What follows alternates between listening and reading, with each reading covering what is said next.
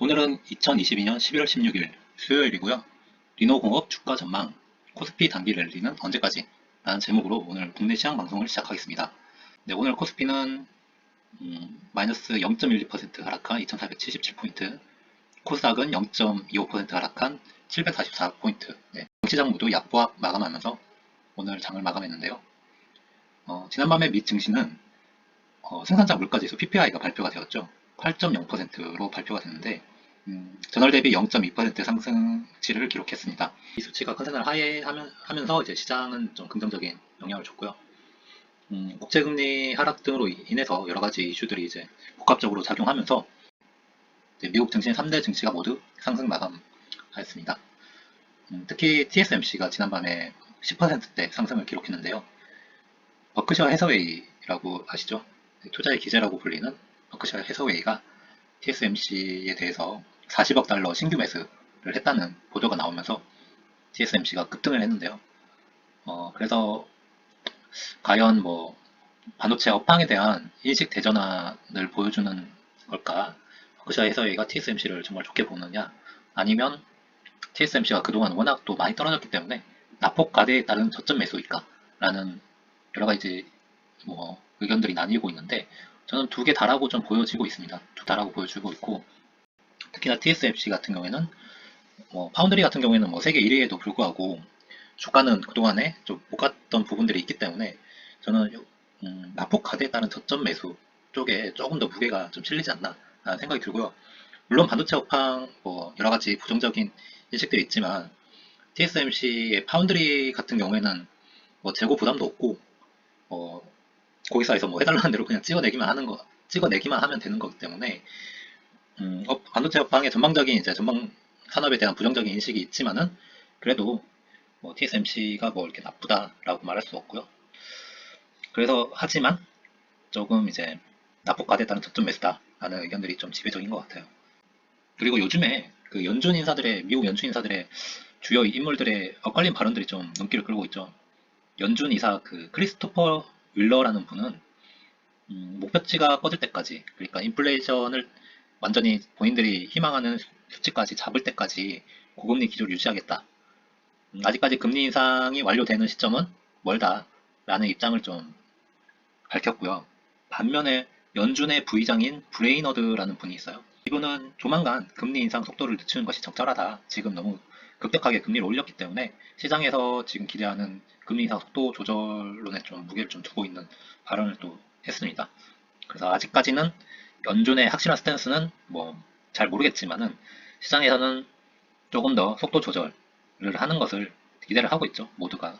그리고 지금 12월 달도 75bp를 올릴 가능성 거의 없다고 보여지고 있습니다.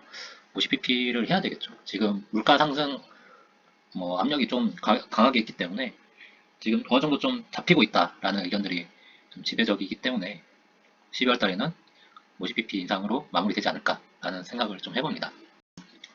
그리고 지난밤에 가장 컸던 이슈가 폴란드 쪽에 미사일 두 발이 이제 떨어졌다는 뉴스인데 드디어 이제 러시아가 미쳤구나.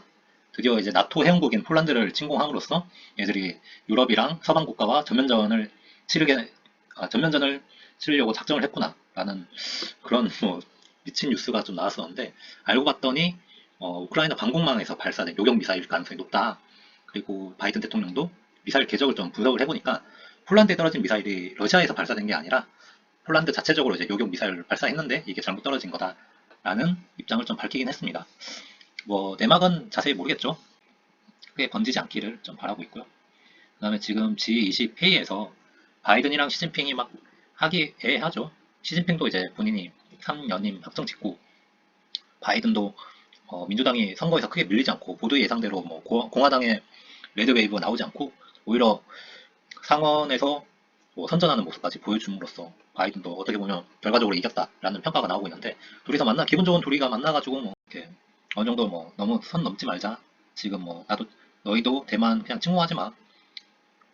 중국도 우리 일에 어느 정도 좀 너무 크게 간섭하지 마. 딱 이 정도까지 하자라고 좀 그 정도의 선으로 얘기하는 것 같아요. 그래서 경쟁은 자유롭게 하되 전쟁은 안 된다라는 인식들이 두 지도자 사이에서 어느 정도 공감대가 형성되는 것 같고 요거 지금 정상회담 후에 중국 관련주가 상승을 하고 있죠. 그래서 지금 중국 시장이 많이 좀 떨어지긴 했었는데 G20 이후에 다시 어떻게 상승할 수 있을지 좀 지켜봐야 될 것 같고요.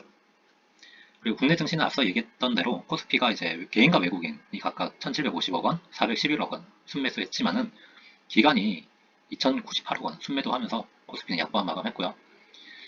시가총액 상위 10개 종목 보면 삼성전자주가 이제 상승을 했지만 그동안 좋았던 삼성바이오로직스, 그 다음에 현대차, SK 하이닉스, 기아, 네이버 등은 하락한 모습이었습니다.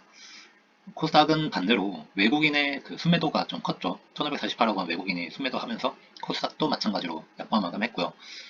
리노공업, 펄어비스, LNF, 카카오게임즈, 첨보 등은 상승을 했지만은 반면에 에코프로비엠, HLB, 셀트리온 헬스케어, 셀트리온 제약주 등이 이제 하락을 하는 모습을 보여줬습니다. 그래서 코스피가 앞으로 어떻게 될까? 많은 지금 보면 갭을 메꾸면서 그동안 하락폭을 좀 메꾸면서 지금 코스피가 계속 이제 상승을 했죠. 지금 계속적으로 좋은 모습을 보여주고 있는데 지금 2470선 라인까지 도달을 한 이후에는 크게 이제 상승하지 않고 하락하지 않고 횡보하는 모습을 보여주고 있습니다. 지금 다음 고점 라인이 코스피가 제가 봤을 때 2540선으로 보여주고 있는데 지금 간극이 크죠.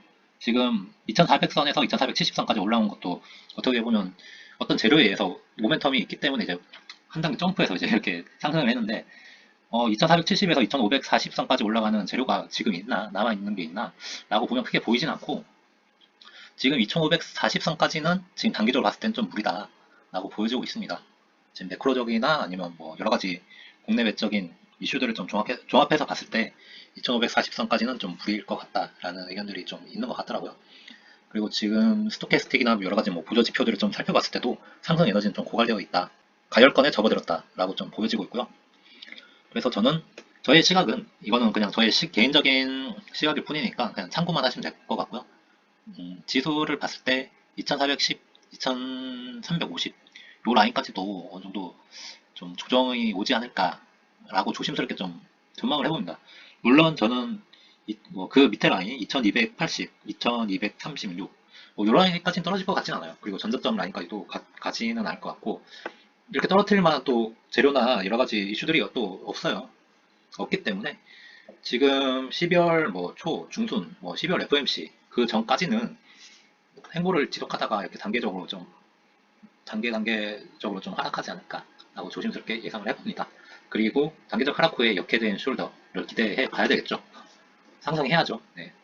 떨어지고 이렇게 급상승하는 패턴을 한번 기대해 보겠습니다. 그래서 오늘은 하루 만에 다시 하락했다 코스피가. 그리고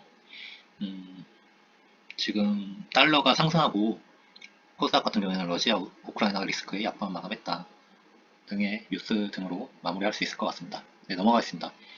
리노공업 같은 경우에 오늘 삼성증권에서 3분기 실적에 대해서 이제 관련해서 전망치를 내놨는데요.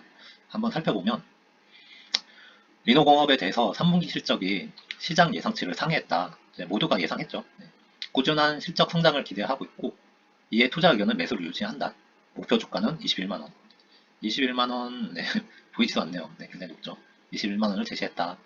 이날 장종훈 삼성증권 연구원님은 리노공업의 3분기 매출은 901억 원, 영업이익은 410억 원, 시장 예상치를 웃돌았다.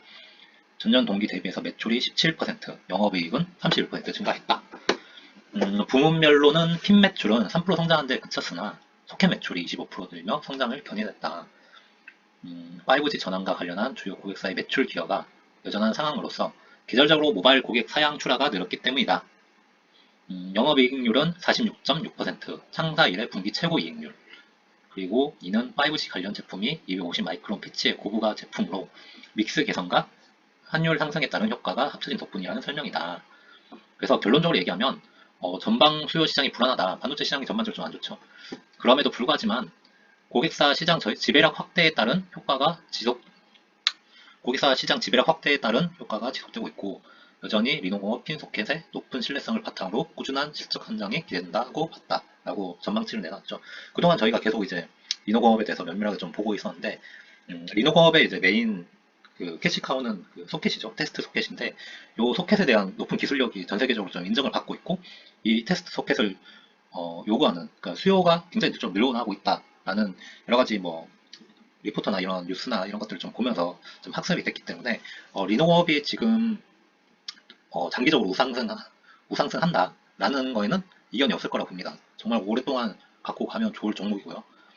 그래서 오늘 상승치를 좀 보면 그동안에 한 4거래일에 걸쳐가지고 굉장히 큰 폭의 상승을 좀 이뤄냈죠. 리노업이 지금 14만원의 그 라인에서 계속 지지부진 행보하다가 결국은 이렇게 점프 해가지고 지금 리노업을 단기간, 중장기적으로 이렇게 좀 보유하고 있던 분들에게 좀 희망을 좀 주고 있는 상황인데요. 장기 투자 관점에서는 당연히 지속적으로 보유해야 된다.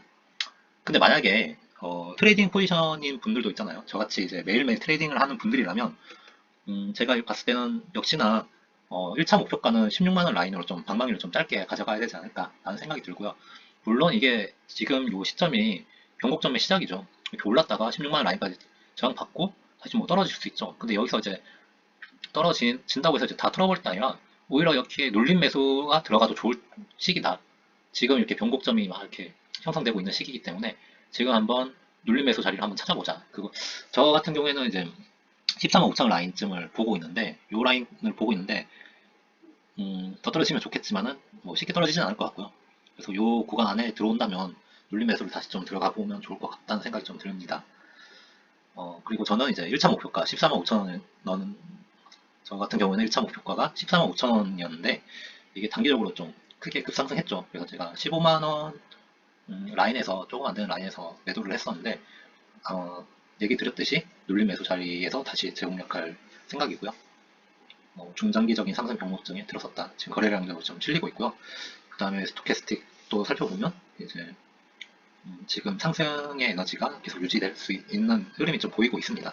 그래서 지금 한번 신규 매수는 지금 자리는 조금 부담스러울 수 있죠. 신규 매수는 아닌 것 같고 조금 눌림 매수를 한번 기대해보자 라는 게 저의 의견입니다. 그래서 평단가는 13만 7천 원이었고 목표가는 13만 5천 원이었는데 제가 리노공업은 전략 매도를 지금 한 상황이고요. 눌림 매수 때 당연히 들어간다.